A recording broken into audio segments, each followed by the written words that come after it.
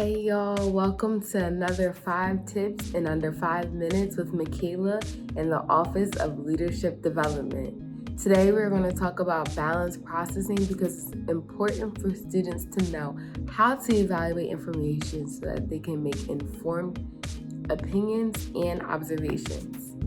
All right, let's go. The first tip that I have for you today is decision making. When you are a leader, choices are going to be thrown at you left and right, and you should not trust everything that you see.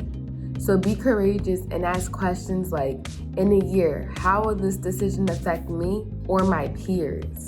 The second tip that I have for you today is evaluation. When doing research, it's important to know what you are using, where it's coming from. One way to know if it's good information is who has authority over it. In other words, what's the source? So the third tip I have for you today is make a list.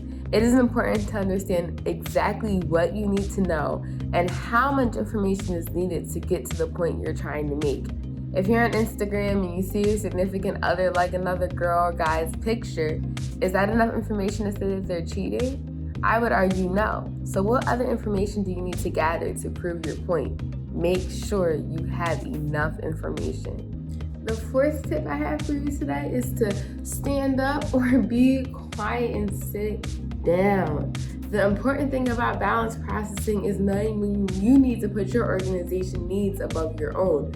Many of us are part of organizations and hate doing Zoom or online meetings, but regardless of our feelings, the show must go on. So sometimes we just gotta put our pride to the side and keep going for the betterment of our organization. The fifth and final tip I have for you today is motivation. What is your motivation behind finding more information about something, and why is that important? There are two kinds of motivation. We have instinctive motivation, which leads the person to pursue and find more meaningful success that is congruent with their personal values. Thus, the balancing fulfillment of their extrinsic motivations, which are reward and driven behaviors.